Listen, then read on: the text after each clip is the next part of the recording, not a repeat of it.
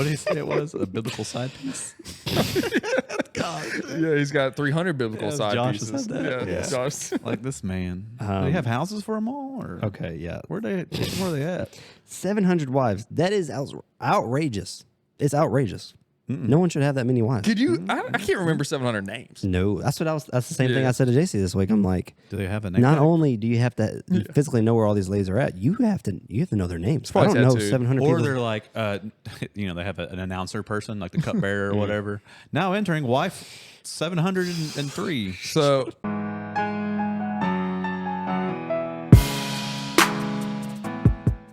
What's up? Welcome to the Pointman podcast. My name is Zach, and this podcast is here for one reason, and that is to connect men to the Bible. And today we are talking about Solomon.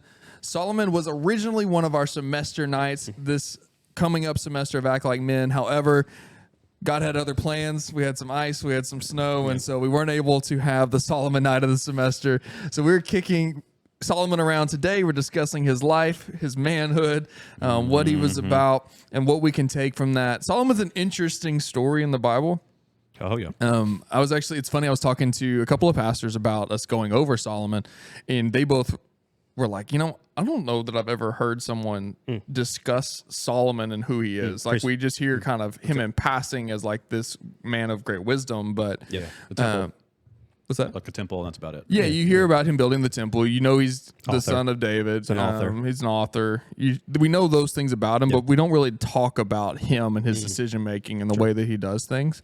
One of the most interesting things that I think stands out is that Solomon is known. This may be a hot take-ish, but starting off early with the hot takes. but Solomon is known as like the wisest man that ever lives. Yes. If you look at the scripture though, and what Solomon actually asked for, it's not so much wisdom as it's the wisdom to govern his people. And that dream that God asked him, what do you want? In 1 Kings 3, verse 9, it says, "Give your servant therefore an understanding mind to govern your people, that I may discern between good and evil, for who is able to govern this your great people?" He doesn't ask for infinite wisdom. We always say he's the wisest man that ever lives, but it's not that it's this broad wisdom that he's gifted. Yeah, it wasn't selfish, like what's going to be on the lottery, like what's going to be Right. the hot take Can, numbers. can I read the NLT version? Yeah. Is that all right? Yeah. You guys aren't gonna be offended if I read the NLT. Now, let's It sounds. I like the. I love you, Luke. I just couldn't understand. I don't really understand. It's all right. All right. So 1 Kings 3:9 is what you read, right? yeah. Okay.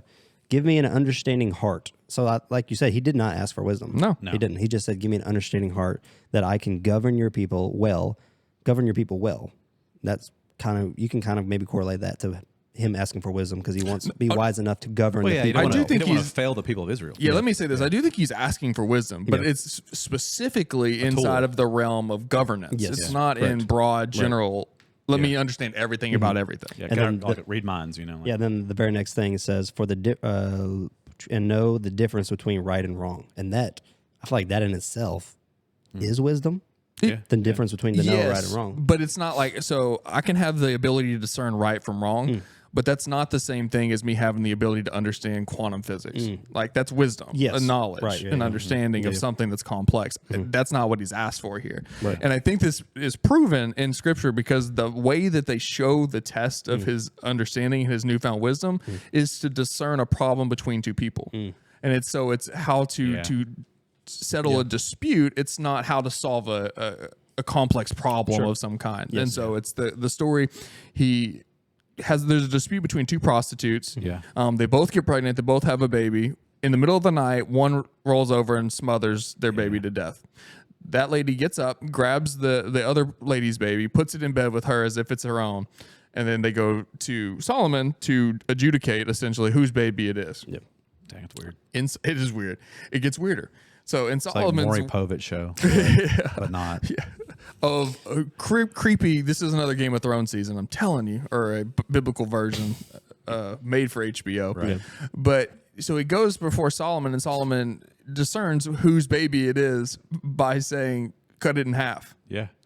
Yeah, even he knew they weren't going to, but he knew what was going to happen when he right. said it. Yeah. And so the woman I who gotcha. it is, whose baby it is, like, oh, hold on. No, she can have him. Like, right. don't kill my kid. Right. Right. A sacrifice. Yes, but it shows like the true love of the mother for the child to like, hey, I know I don't get to, it's not my kid anymore, but at least the kids Still gets to get him breathe, to live. you know? Yeah. Yep. So, but I think that bears out this kind of dispels this thought process that he is the wisest man to ever live.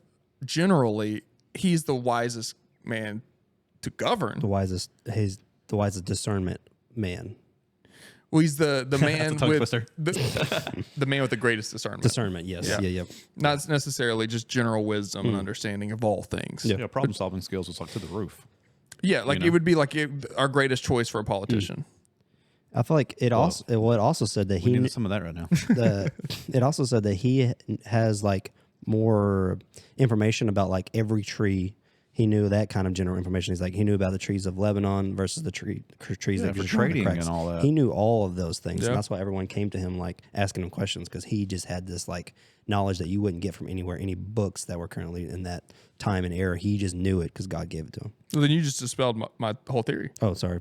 No, yeah, it's that's fine. what it says. Yeah, what you did. Yeah, that's what it says. Like he has the knowledge he knew so much about literally everything, especially like the plants. That's what it says. Like he knew so much about the trees and even the little trees and the little things that grew, and that's why everyone came to him trying to get knowledge, because he knew all that knowledge. Sorry, Do you have the verse on that? No. Do you have the verse on that? let me pull it up real quick, Yeah. but you can keep talking. I'll No, find that's nice because he could probably win a game show today. No, that's interesting. So I don't. Like Regis Philbin, Who Wants to Be a Millionaire? He would probably win it. He's like, what's that guy from Jeopardy? Keith something. He won like millions. Oh, the one they made the documentary thing All right, about. so the one I have is 1 Kings 4:32 through 34. It says, he composes some 3,000 proverbs and wrote 1,005 songs. He could speak with authority about all kinds of plants, from the great cedars of Lebanon, to the tiny hyssop right. that grows love in the the Bible. cracks in the wall. You just missed He that could spot. also speak about animals, birds, small creatures, and fish. And the kings from all nations sent their ambassadors to listen to the wisdom of Solomon. Yeah. That helped There you with the riches. Sorry, I didn't mean to. I didn't. No, it's I didn't good. know when to pop your. I didn't know I was doing that. My bad. No, it's good though. All That's things what the are Bible profitable says. for Yeah. God. No, it's good because it points to a difference. Well, he didn't use it selfishly though. But the interesting thing about that though is that's not what he asked for. No. So I wonder. It does go on to say that God essentially gifts him, all the riches, all the fame, all these things because he's pleased with his request to govern his people. Yep. Maybe it's part of that. I don't know. Yep. Well, that dispels my entire theory on. Sorry. Well, think about it. Well, It's good. It's think about the alliances that Solomon made through Yes. marriages. So we are going to jump into that, and I do want to and discuss that probably very helps. much. So. Like he can relate to those regions of the earth that Yeah, people in but Israel wouldn't know anything about. Kind of led to his downfall, which I don't want to talk about just yet. I want to kind of let me kind of wanna read a skip to couple of the end? verses. I don't want to skip to the end just yet. And but so Cliffhanger. if this is about Solomon, if you want to read about Solomon, he's in two spots. Chronicles. 1 Kings 1 through 12. He is born in the couple of verses before that in 1 Kings, but that was kind of like his main story. Who was his mother? Bathsheba was his Oh, mother. boy. 1 Chronicles 28 through 29. Wild lady. Second Chronicles 1 through 10. He's also mentioned in Nehemiah. He's mentioned in Matthew by Jesus twice, and that's verse 6, 29, 12, 42. He also wrote Ecclesiastes. He also wrote the Song of Solomon, and he had a couple of psalms himself, and that's what it kind of says in the book of Kings. a that hit he maker, did man. write. Yeah, he wrote songs. He was a psalmist, and he wrote Ecclesiastes, which is my favorite book in the Bible. Yeah. Weirdly We've enough. talked about that before. Yeah. Tell us why. So Ecclesiastes, if you've never read it, it is, to some people, it's very depressing. Yeah. And it's like That's what. everything is worthless, basically. And you're like, why am I reading this? This is so sad. But like in the end, it gives me comfort because it knows like I don't take anything too serious. I think that's just my personality in general. Is I don't take things too seriously. I don't know if you guys picked up on that. Well, you're worried, but you're more or less focused on the eternity, Exactly. not the worldly. Yeah. So a lot of times it says in the Bible or in Ecclesiastes, don't take things too seriously because it's the only thing that's serious is your relationship with God. That's basically what it says. Like, Absolutely. enjoy your lot in life. Stop Yeah, trying yeah. to chase everything because he literally had everything. And we're going to talk about that too. Yeah. It's like Oh, he boy. had he was the wisest man who ever lived, and he had everything, and he was still depressed. And I think it's kind of a cool. I was also me and Jason were studying Job this week about a man who had nothing and he was uber depressed, and then Solomon, the exact opposite, polar opposite of that, where he had everything and he was depressed. So I was like. Never want to have one or the other. You always kind of want to drive right in the middle because depression is on either side of everything and nothing. I don't think it's necessarily that you don't want to have anything or everything, but it's how you perceive and where that ranks inside of your life. Yeah. Like, I think you can have everything. Yeah. as long as it's in the proper position in your life. If Right. it's what you worship, And then no. What your everything, Yes. what your everything is different than your everything. Yeah. Yeah. So on and so forth. Sure. So Yeah, I just thought it was cool. It's like, I think they're beside each other as well in the Bible. I have to look that up. Ecclesiastes, Song of Solomon. No, they're not close. Never mind. So never mind. I just think it's cool. Is like it has both of those in the Bible. Where it's like, if you have nothing, yes, you are going to be mad at God and curse Him and everything. So God will provide for you. And then if you have everything, it's just the same thing. It just leads into like, what's the point, you know? And then if you read it, you're like, that's kind of depressing when you're like, he has everything. It's like, stop striving for everything, because there's someone in the Bible who had it. Yeah. And it did not lead to happiness and joy and peace and everything that the rest of the Bible talks about. So Yeah. it's good. That's true. Psalm's a wild man. He had a lot. He had a lot. Yes, he did. We're gonna, So one of the most significant pieces of the life of Solomon is the building of the temple. And Yes. so it's foretold through his father David that his offspring will build the temple. Yes. And so Solomon brings that to life. Interesting. Mount Moriah, is that how you pronounce it? Or? Yes. Yeah. And if you get into the Bible, what's interesting, that's how you pronounce that. I don't know where you're going with that, but No, that's where it was built upon. Was the Mount? oh, okay. Moriah. I don't either. Yeah. Clearly, me and Solomon weren't on good terms this week. We're talking about it's Mount. Yeah. Okay. Well, let's go back to that point real quick. I think you were actually correct, and I think the wisdom that you were thinking about was like, I don't think knowing everything. I feel like that's knowledge. That's not having wisdom. I think the wisdom you're talking about was actually correct, because he had wisdom differently than what people think in their lives is wisdom. He had the wisdom to discernment, but then he also had this extra gift of knowledge that God gave him. Yeah. So I don't. Which that I kind don't think you were A wrong plus on what B you're talking equals about. C. You Yeah, know, exactly. Like that's like, you know, Yes, he could the piece it knowledge together. yeah. Yes. Yeah, He didn't just have the information which he had, but he also had the wisdom to use that in his life and with other people's lives. I think you're right. I don't think you're off as much as you think you are. Okay. I'll take that. Okay. Oh, that's so sweet. I'll take that. From one NLT to ESG. Yeah, exactly. All getting along. But he does build a temple, Yes. and he builds it in connection to his house, which I think is interesting. Yes. Yeah. Whenever you read the Bible, it's there's a long stretch that you probably skipped over, but it's actually quite fascinating, like the dimensions of the temple. Precise. And when you start to look at like how one of the things that stood out to me, and it's a very small portion of the story of Solomon, but it gives you dimensions for the basins that carry the water. Yes. Yeah. And how many gallons are in each one. Yeah. But they're built on like these golden rolling carts, essentially, which is also interesting. Yeah. If they can roll. Yeah, I'm gonna put a picture of what the temple looked like Yeah. on the screen. It's kind of like when they, Ooh, you know, when they, he got brave there. He just So, threw that out there. I've been looking at it this week, and I think it's cool. I don't think it really matters in the end, but I think it's cool. well, It no, is if cool. you look at like when the tabernacle's being built, you know, like they had all the dimensions laid Yes. out for you, and then like this is like precise. Yeah, but when you look at those carts, like I was saying, you start to realize how massive all of these things are. Yeah. Like that puts into perspective how big the rest of it has to have been, and how like detailed and dense and just so much went into this because of how much those had to weigh to carry as much water as was in there just to transport to another place. And so there's so many things about, if you just take the time to read through the building of the temple and like the dimensions and things, there's a lot that's really interesting in there. It seems very dry and like kind of historical, even architectural a little bit. That doesn't really matter to your faith, but it is a very interesting section of Solomon's story. Yeah, so right before he actually starts building the palace and the temple, I think 1 Kings 3:3 is Solomon loved the Lord and followed all the decrees his father David, except that Solomon too offered sacrifices and burned incense at the local place of worship. So I think the only thing right there before he gets his knowledge and understanding is like he's still trying to follow the ways of his father, which is good stuff. But he burns sacrifices and incense at the wrong place, and then God's like, I want you to build a place for me. Yeah. I think that's kind of cool. But before he even built a place for God, he already loved and followed the Lord and followed the decrees that his father David did as well. And then, like you were saying earlier, that night the Lord appeared to Solomon in a dream, and God said, "What do you want? Ask, and I will give it to you." I'm not going to bring up again the dreams thing because I don't really have like background on that. But God always uses dreams. Not always. A lot of the times in the Old Testament, God uses dreams. So like, I'm not going to try to get like super spiritual or anything, but like, Oh, please do. no, I'm not. I'm just saying it's like there's a lot. Like God is the same as He was yesterday, today, and forever. He's the So it's constant, like huh? if He used dreams back then, does He not use dreams these days? I don't know. I don't have any proof to back that up. I don't have anything that's like God showed me in my dreams. because I know my dreams are trippy, but I just thought that was interesting. And so he talks to God twice in his dreams. Yeah. Yep. Two different occasions where he talks to God.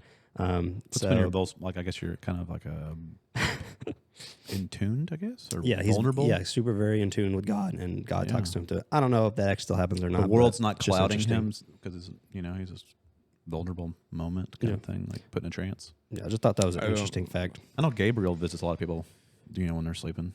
And then, so that leads into him getting his wisdom from God. He asked, exactly what you were saying earlier about, let me get understanding to lead my people. And God's like, I'm going to bless you with more because you could have asked for literally anything. And I don't know if we were in that same situation, what would we have asked for? Well, yeah, it's like those. I would love to say wisdom would be on my top 5, but I don't think it would be. God I've watched too many movies with like genies in it. Yeah, I don't know. What God? more wishes, right? Yeah, All right, a million more wishes. Yeah, that's interesting. That's one of the rules, man. But he's asleep, so if he's dreaming, Right. is he in control of his response? God's plan. Yeah, well, I don't know. I'm kidding. It clearly Dude, that says was super theologian. No, I'm kidding because it clearly says in the Bible that he what he asked asked for for, wisdom. So He wakes him up it's a joke. in the middle of a dream, or it comes to him in the dream. It Comes to says him it comes in to the him in the dream. dream, Yeah. And then it comes to him again a second time Yeah. after that, though. But I just thought it was super cool that, like, whatever you ask for in your heart, I will give you. And he asked for understanding. And I think that's, like, a testament to who he was as a man before he even got his wisdom. He was a godly man because, like, if God come to me right now and ask me, Yeah, you're gonna be. you can have whatever you want. Like, what am I asking for? Or what would you ask for? Yeah, more time. I don't know. Riches, fame. Yeah. That's what God said. Like, you didn't ask for those things, but I'm going to bless you with it anyway. So I Well, thought, maybe now that so I you thought that was get super into cool. the scripture, you're gonna be more mindful of that. And Yes. try to bear fruit. That's interesting.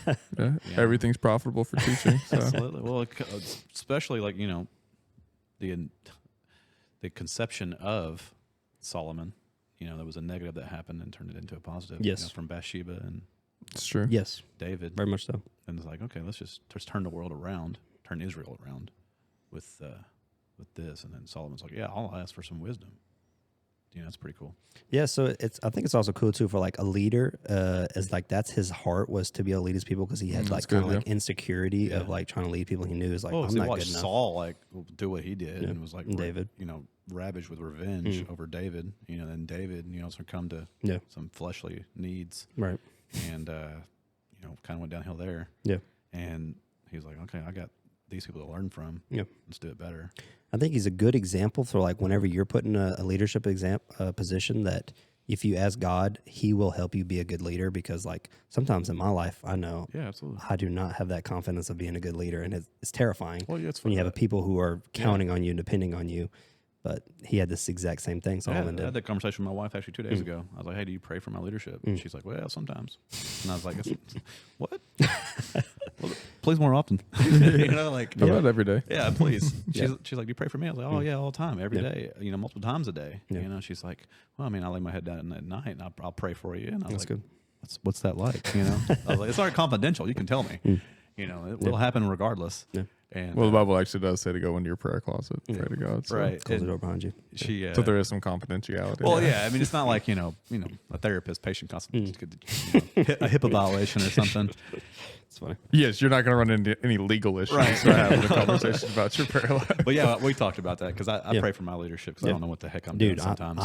Every day. Well, Scott talked about today. I mean, my word of the year is patience. I'm grasping at straws every day trying to find it. Yeah. And kids will test that in a heartbeat. We talked about picking up toys and whatnot, and I'm like, bag these suckers up and throw them away. Yeah, 100%. There's a temper tantrum that happens from me. I have done that. Yeah. Oh, it's happening right now. You want some Gabby Dollhouse toys? No, man? I got plenty of those need for any you. more toys in our house. No girls in my house. We have the house. same problem. Yeah, I've got some wisdom for you. We all dudes around my house. Yeah. Except for your wife. Yeah, she a dude too. Savage. But so I think it just kind of leads to like, so one of the things about Solomon that makes him human is like he was nervous and he was scared about his being a good leader. And I have that same feeling I like that vulnerability. every day that he was good vulnerable. Like, I'm not confident enough to lead these people that I lead, but it's the same thing in the Bible. So fake it till you make it. Yeah, ask for knowledge because God will give it to you just like he gave. Do you think not it's as much, that he's actually fearful for his leadership, or that he just is concerned enough to be a good leader that he requests that? that he wants to lead. He needs help. Like he needs help. Yeah, like you'll hear like if you read through like I don't know, like books written by military leaders and stuff, and they'll talk a lot of times about the leadership principles that they develop because they have to, because they're in these situations where it's like literally life or death for them to be able to command a group, a unit.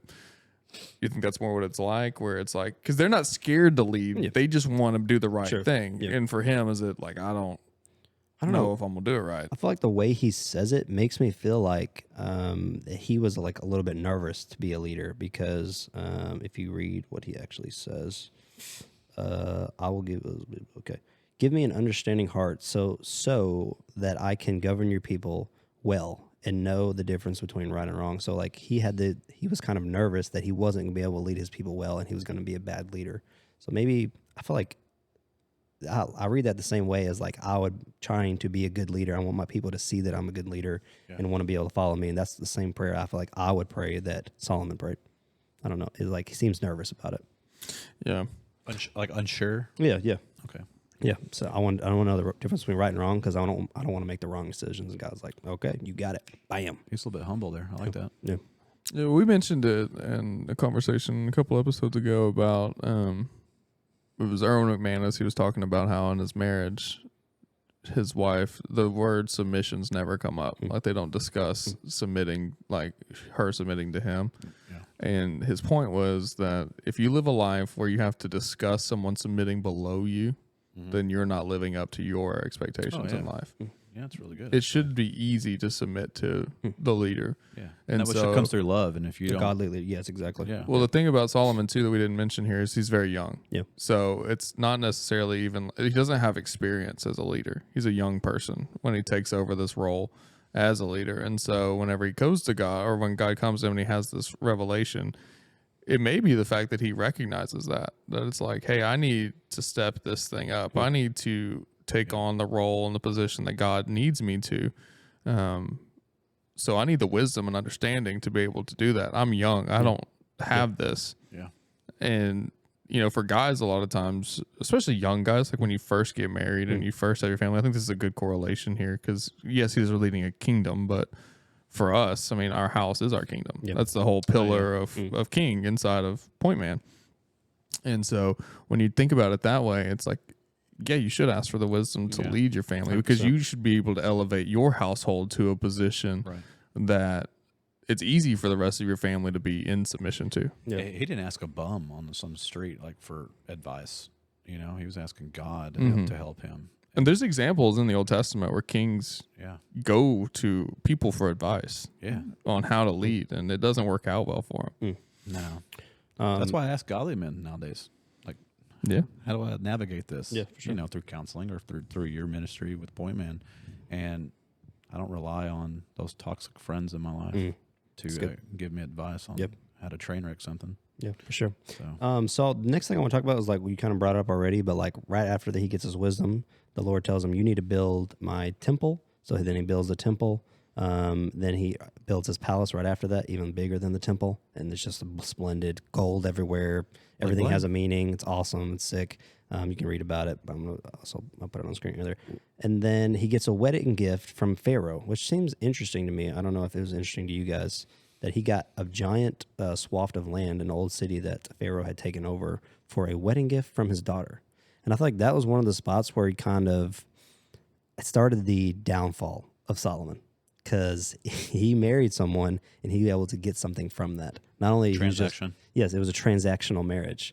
And so you see that in his life, and that was one of the spots where he's peaked, right? He built the temple and he built his palace, and everybody's like, this is amazing. He's praising God. And then all of a sudden he gets this gift from marrying one of Pharaoh's daughters, and then all of a sudden he gets like this transaction from it, and then his life just kind of, we'll talk about it here in a minute, but his life kind of just starts to drop off from that moment. So don't get married. I don't think that's the don't lesson get a transaction. in Solomon's story. Don't get a transactional marriage. I guess that's what I'm. Yeah. And I don't even know if that. I mean, maybe, but culturally, who knows? Right? Yeah, in that time, I didn't look at that or think about that. I'm trying to find an 80-year-old lady with 1,000 acres of prime hunting Exactly. land. Yeah, exactly. That's exactly what Solomon is about. Like, So don't do that. So let's think through. Love is love. Let's think through point one real quick. Let's wrap up the first segment of this. All right. Point one of this is what made him significant. Why do we know who Solomon is? Well, one, wisdom. He was wise and Wisdom, rich. ability to discern and understand. Yeah, He money. becomes wealthy. Yes. Alliances that he made through that wisdom. Built the temple. Yeah. I mean, his story is incredible, and it's one that we just kind of gloss over. You know, a lot of those things that we even just said. That's the things like, what do you know about Solomon? Well, he wrote Proverbs. He was smart. Exactly, He wrote some yeah. stuff. Yeah. But it really is a kind of a crazy story when you break it down. Yes, He's a young man whenever he does this. So this is a young person who's asking for this wisdom and discernment to lead and to grow and to build his kingdom and to build the temple that God had already prophesied through David before that he was going to do. Yeah. In the first place. And so this isn't news to them. Yeah. Yeah, they prepared for it. It had been spoken about. Yeah. You know, I we mean, got this objective one time in our lifetimes, and it's going to happen either through me or you. yeah. Another a significant piece of the story is he's in the lineage of Jesus. Yes. We're still talking about the same line that leads us to Jesus and our salvation and to our story of faith. Yeah, that's that negative turn to a positive. Yep. God's Yeah. like, I got you. Yes. And then the coolest part of the story, in my opinion, is his discernment between the two prostitutes. If you're just asking me, I think that story's hilarious. Not hilarious. I think it's awesome. Every time I read it, I'm like, oh, that's crazy. Yeah. Well, I know we're wrapping up with this segment, but it's like right after that story, that's when everybody like heard about that and they're like, "Dang, this guy knows what he's talking about." Yeah. Right after that story, He gains the respect. Yes. Yes. Yeah. Everyone knows that story kind of spreads out through all the lands. They're like, dude, they got a smart guy down in Israel. Let's send everybody down there and figure out where he gets the smart from. I think it's a leadership principle.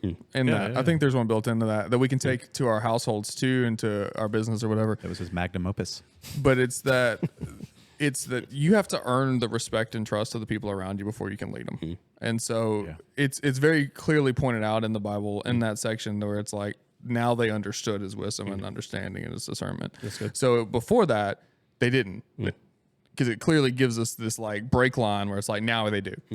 So before that is like before you're leading in your household and you've not gained the respect of your family because of who you are, things you've done, things you've said, you have to earn that back. You have to earn that respect, whether you're in your household, whether it's your business, if you have a reputation for being poor to your workers or whatever it is, you can't lead them if you've not, gained that credibility with them. This story lines that up, and that before you can lead, you have to invest and to have the ability for them to trust you and to grow with you and to allow you to lead. The Hidden Bosses show. Yeah. What's that? Undercover Boss. Undercover Boss. Yeah. I was thinking about Horrible Bosses, but that's a Different comedy TV show or movie. That's a good movie. I don't know if I've seen Horrible Bosses. All right, well, we'll be back in a second. All right, welcome back to the podcast. You want to see my face? So we were talking Solomon. As we were leaving, we were discussing, kind of wrapping Solomon's significance in the Bible, and even a leadership lesson that we can take out of the early part of his life and his requests for governance from God in his dream. But now we're going to look at the part of Solomon's story that people like to kind of leave out a little bit. 100%. They like to overlook. So Solomon has some crazy things that he's into, to say the least. Women. But so one of the things that stands out is Solomon has 700 wives and 300 concubines. That's not a misprint. So that is, his stats are staggering. The man is batting 1,000. What'd you say? Literally.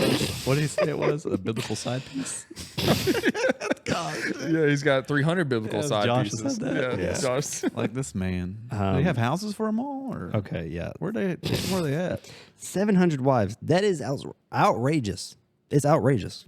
No one should have that many wives. Could you? I can't remember 700 names. No, that's the same thing I said to JC this week. I'm like, Do they have a name? not only do you have to physically know where all these ladies are at, you have to know their names. I don't know tattooed. 700 Or people. they're like, they have an announcer person, like the cupbearer or whatever. Now entering wife 703. So I couldn't. They would announce their name before they walk into his room, probably. One thing that's not in the Bible though is, did he have 700 weddings?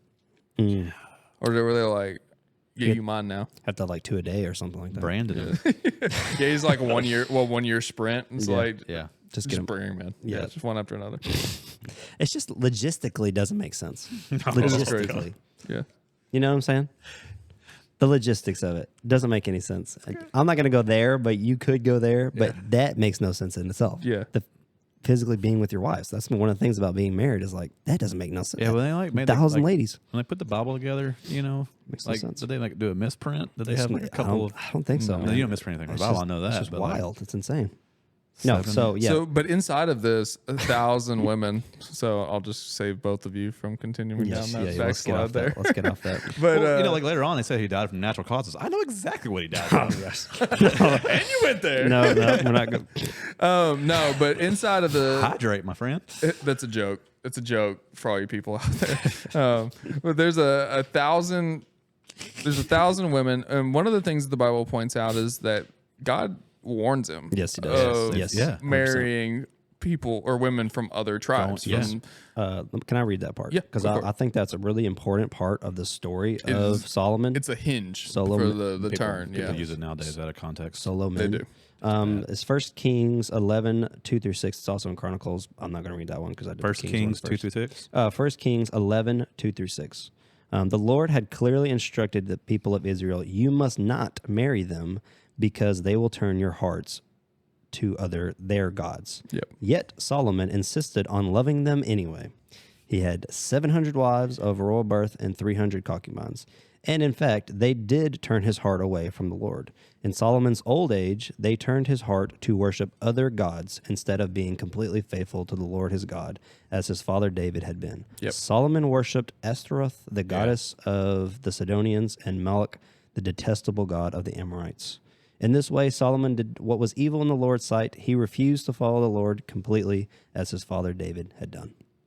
That is like, he married those ladies, and God told him, do not do it. And his life just kind of took a nosedive right after that. Yeah, I love the ESV. The section title for this is Solomon turns from the Lord. Verse 1. Now, King Solomon loved many foreign women along with the daughter of Pharaoh, Moabite, Ammonite, Edomite, Sidonian, and Hittite women. So not only he had a taste for foreign flair. Yep. Or fare. Yeah, and so I think I say foreign flesh.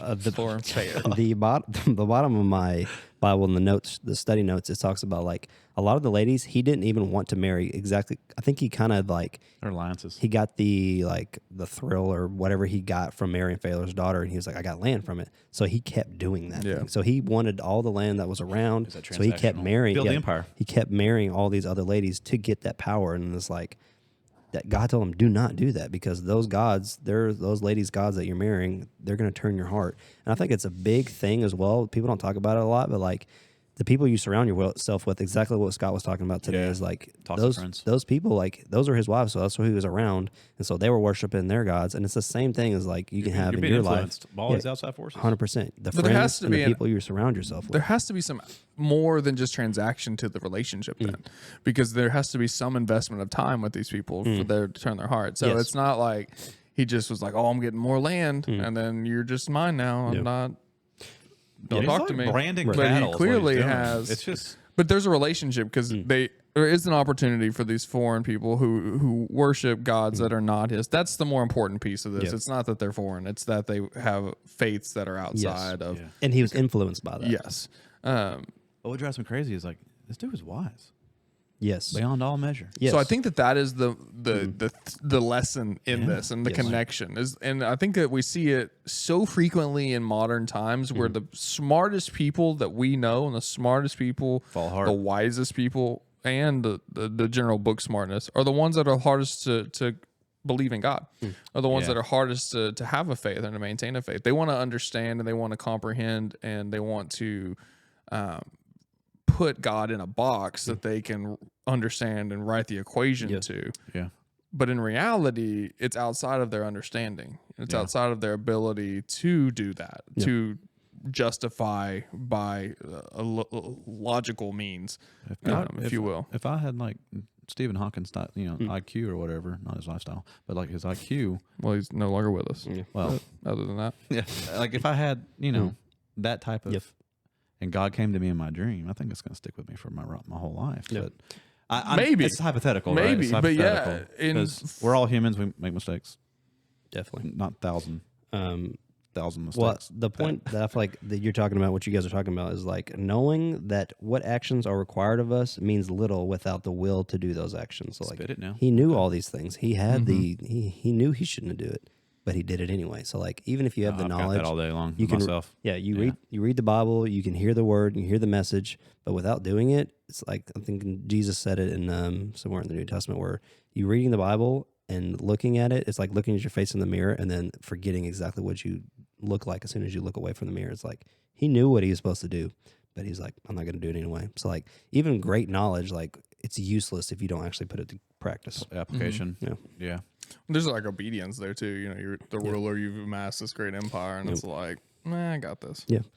And I think if you just, it really correlates so well with Ecclesiastes, because like, he has this and he messes up. He has the knowledge. He's so rich, and then he just jacks it up. And you can read that in his notes in Ecclesiastes. Like, he is so sorrowful because of all these actions. It doesn't say what part of his life he wrote Ecclesiastes, but I got to feel like it's Later. at the end, later on in his life, after he had. Yeah, with 1,000 wives, he still feels alone. Sorry, yeah. You know? No, he still feels trapped. He knows it's worthless. Yeah. He's trapped in his own sin. Yeah. You know, like he's 1,000 wives and all this wisdom didn't amount for anything. Yeah.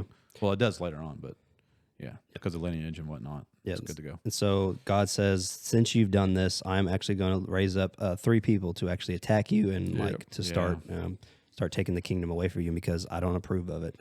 The 3 people were Hadad, Rezon, and Jeroboam were the people that God raised up to actually take the kingdom away from him, because he said, you don't deserve it anymore. You send it, you jacked it up too many times. You messed it up too many times. Yeah, and so God's punishment, one, I think it's interesting, he raises up. Yep. But, you know, he puts it that it's not in Solomon's lifetime that the punishment will really take effect. Right. It's in his son's child.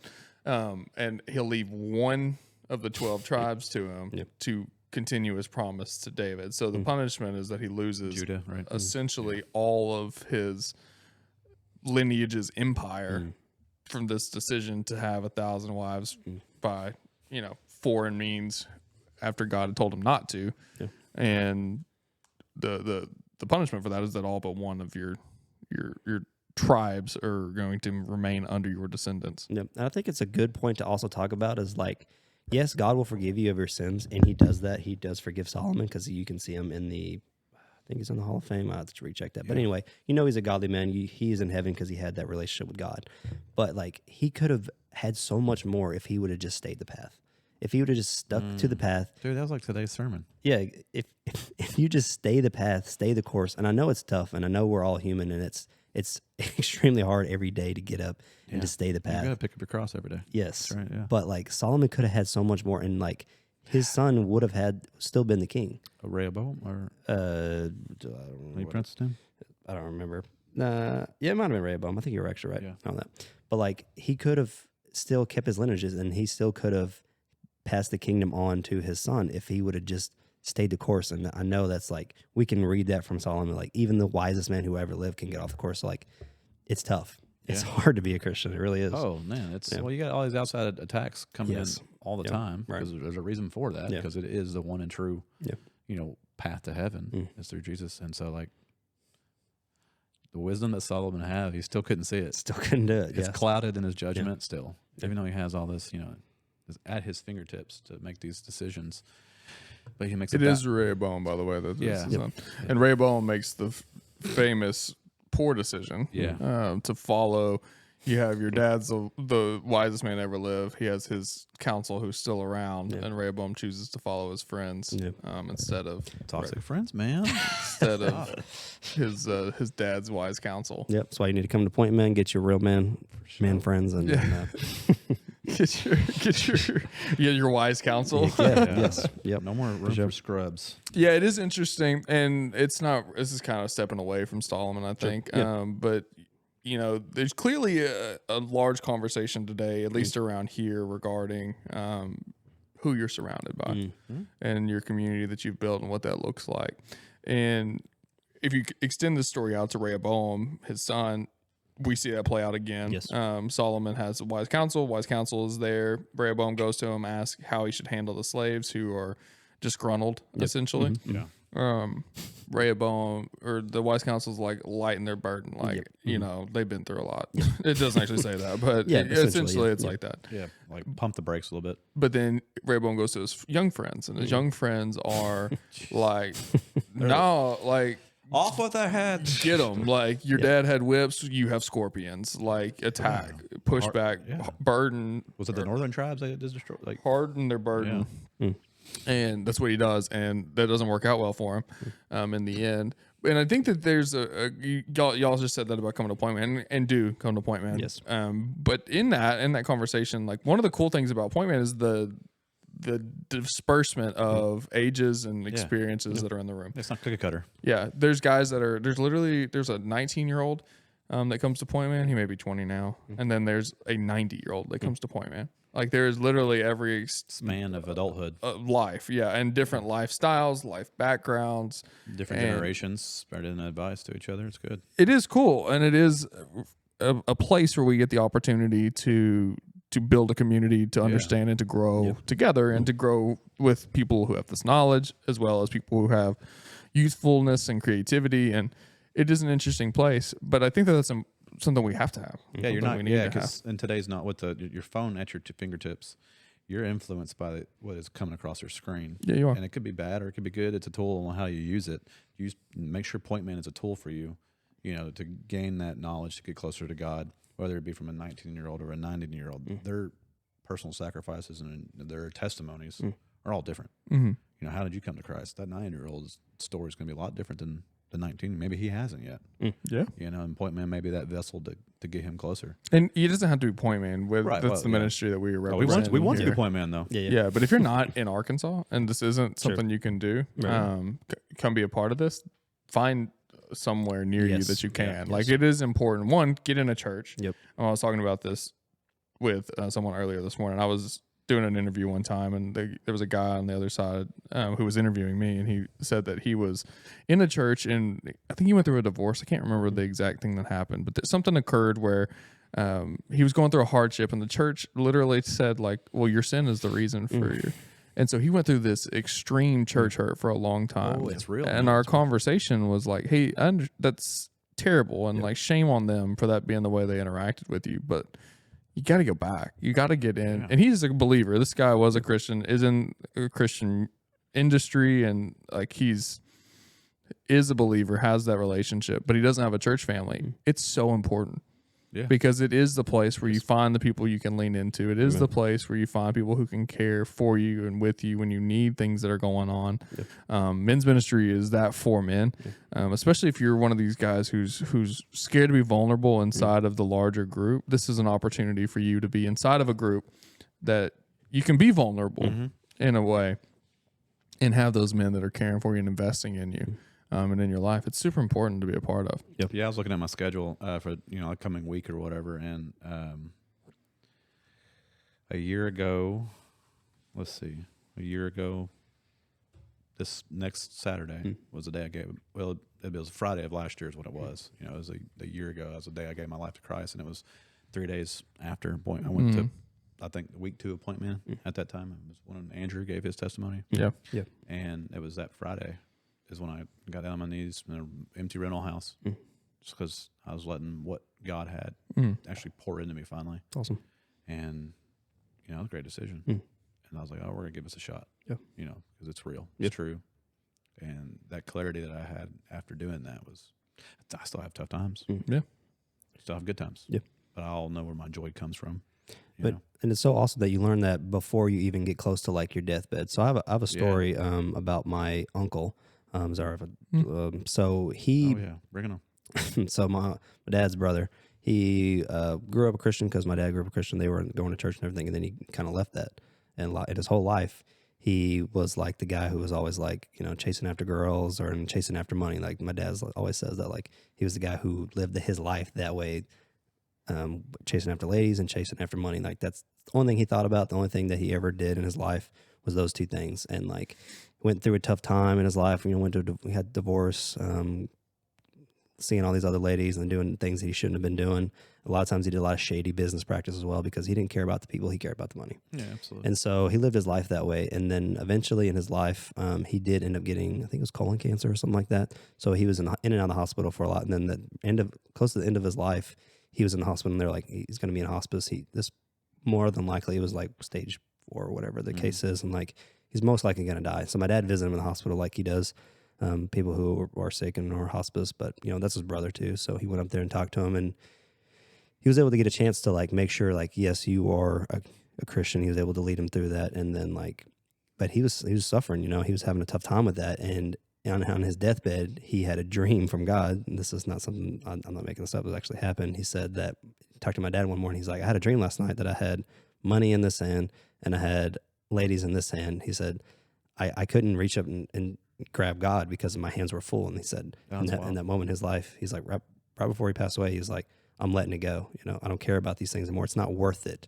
to chase after these things because they're not going to fill you up the way my relationship with God is. So like on his deathbed, he was able to give that up. But I feel like if you can learn that lesson before, like how much fruit, it's like you're talking about today, how much fruit could you have in your life if you could just give those things up before you get to your deathbed? How much greater, how much happier would you be when you get to heaven if you could just do those things before? And which it was awesome that he was able to do that, before he passed away. And that story will live on for me the rest of my life because it's something that really impacted me. And I hope it impacts people who hear that story is like, just give it up, man. It's not worth it. Yeah, the relationship with God is the most important. About like what you leave behind. You don't leave behind money, cars, and clothes, all that kind of stuff. Yes, that stuff is material stuff. It'll burn up. Yep.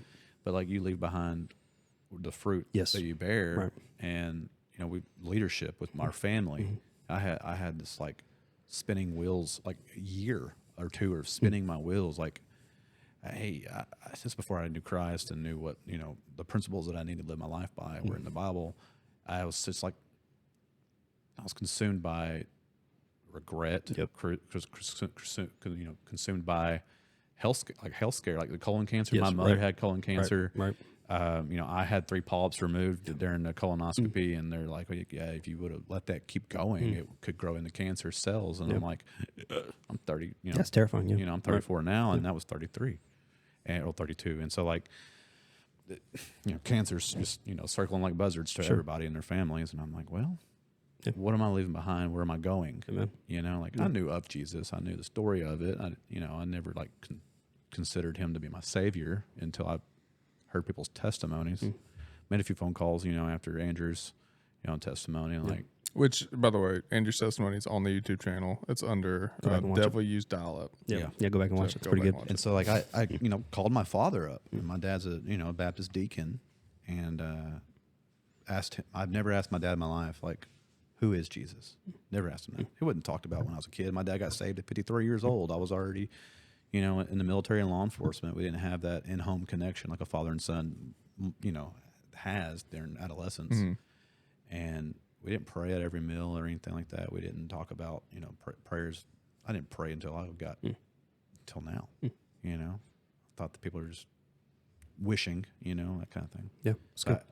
To build on what you're talking about is. Now is the time, not when you're on your deathbed. Amen. Like, what's my child going to grow up to be? Is my child going to grow up to have a voice for God? Or is she just going to grow up hanging on to money and accolades and stuff? That's stuff that can go with you. Not worth it. So, like with Solomon, we'll roll it on back. Like Solomon had everything. Everything. He was influenced by outside forces. He wasn't strong enough, to hang on what God wanted for him.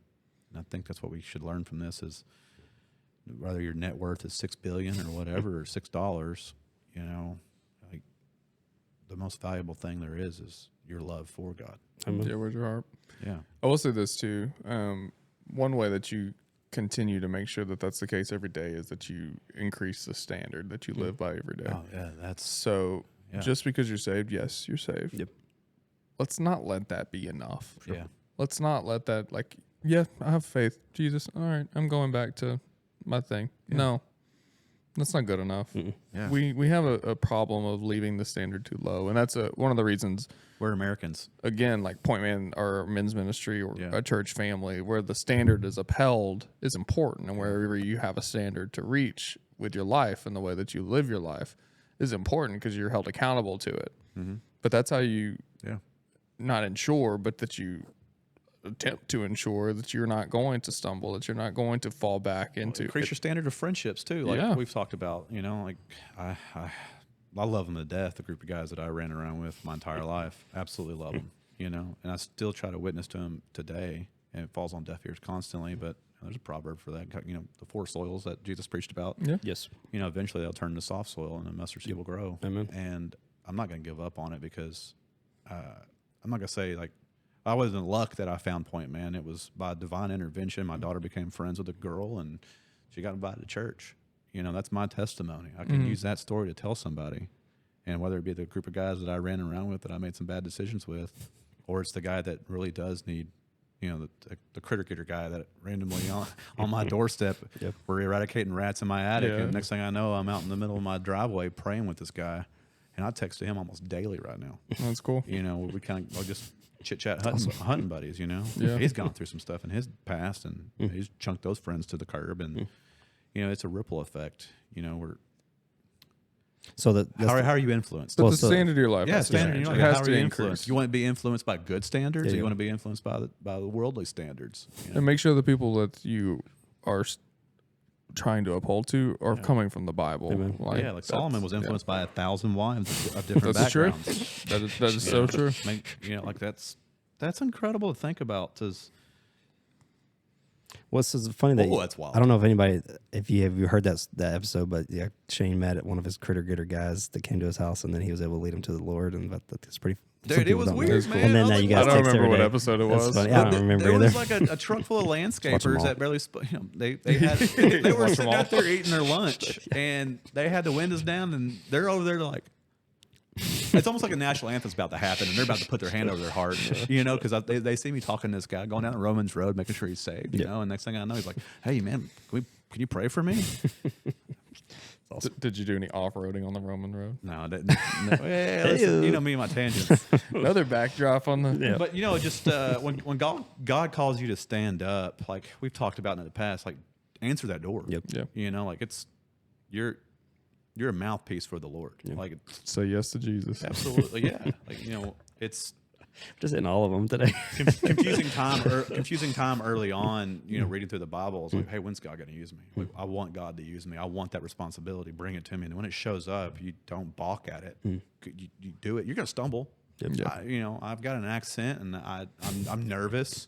And I'm talking to what was a stranger, but now is a brother in Christ. Like, awesome. I'm trying to do the right thing. It may not be perfect, but it's perfect in God's eyes, right? It's not A to Z. We hit all the stuff that we're supposed to hit, as a polished pastor would do. But like the polished pastor might not have the opportunity to talk to the critter getter guy. No, he's got other flocks, and this is my chance to witness to somebody. And, it may be the only person I get to in my entire life. Shame on me for letting that happen. It could be, though. But right, this is my golden moment, like, for God. It's all for Him, and like, no, man, it's okay. I'm not good at prayer. Like, your dad's called me out before. He's like, hey, man, you mind praying for the prayer group? Mark, I've never prayed in front of anyone. Speaking of not good at praying, man, this week we're kicking off Moses. Yep. Yeah. Moses is not good at speaking. Yes. So I'll reach for that one a little bit, but it's all profitable for it'll be on here. It'll be on the YouTube channel. This will actually come out after Moses. So scroll back up 1 or 2 episodes or 1 or 2 videos, and you check out the message from Moses. What y'all learn from Solomon? Yeah, so I think Solomon, this whole study about act like men, one of the things that kind of comes into play in it is that God uses flawed men to make great change. Yep. Yeah. Tell us all the time in the Old Testament, right? And I think for Solomon, it plays right into that. He's incredibly smart. He governs well. He asks for wisdom and leadership. He discerns well. Yep. He leads well. He builds the temple. He does all these incredible things. But at the end of the day, he leaned into his own wisdom and his own vices and ability to build and to grow his kingdom, and bit him in the butt. Also, the same thing is like when I think about Solomon, I think about the wisdom, sure, but then also like exactly what you're saying, the letting the world corrupt you because he can, and try to strive against that as much as you can. But he also cared about his people enough where that's what he would ask about. So like if you're a leader, ask God to help you and try to stay away from the worldly things because they'll easily can entice you and drag you down. It was said, we talked about it before. It's like God will only give you so much you can handle, which is not a biblical term whatsoever. God will give you more than you can handle, but you got to lean into God. Lean into Him to help. It's a bumper sticker, T-shirt, Bible, whatever you want it to be. But it's true, and it rings through the entire Old Testament is like you have to lean into God to persevere. It's true for those who aren't willing to step up to the standard that God called you to step up to. Yeah, since the fall of man, since it's not true for a believer who steps up. Right. And like my absence, and I feel like, I contemplate on it all the time in my marriage. Is like, dude, I dropped the ball. We were married. We'll be married 10 years this July, and 8.5 of those years of my marriage were not pushing towards God. Can't do it that way. Right. I know, but it's just it's the woulda, coulda, shoulda attitude in your life that you have. Yeah. But God will use those 8 years for His will. Well, so that's my thing. Is like we weren't act like men. That's the whole point. With the birth of my child, like it was in that year I wasn't speaking to my family. Like we were completely severed off. It was like I'm slashing tires type of attitude. It was angry, bitter, and then they got to meet my daughter when she was born. We were in good standard then, and then it went right back to just rotten. And then my daughter, we built that relationship back up, and then it was like built that relationship with my family that Christmas. My mom got diagnosed. I lost my best friend. And then we lost another agent in our office. Like we lost all this hardship was happening. And then my daughter was like, I want to go to church. I'm like, I just made a bet with God, like a joke, like, hey, if you cure my mother of cancer, we'll go to church. And bam. I'm sure we've talked about this before. Yeah, but it's just betting with a God that you don't believe in is hilarious. Well, I knew I can't not look around and believe that. But that's hilarious. That everything came from nothing. You believed in God. Right. I always think, I don't know. We've talked about that before. I think it's funny though. I didn't commit to my Savior, if you want to. Yeah, there you go. Bottle it up like that. So Act Like Men, this is a series about how God used flawed men to do incredible things. And that's what we're talking about. This has been Solomon. Yep. If you're in the Central Arkansas area, we got another week or two of Pointman, so make sure you come out, hang out with us, That Church Sherwood, That Church Cabot. If not, scroll through here, any of the thumbnails that look like this one, that's an Act Like Man semester or podcast episode. So if you want to learn more about these, check those out, as well as hit any of the topical ones that we had previously. We'll be back to some of those here very soon. So we look forward to that. But until next time, I'm Zach. I'm Luke. Shane. See y'all.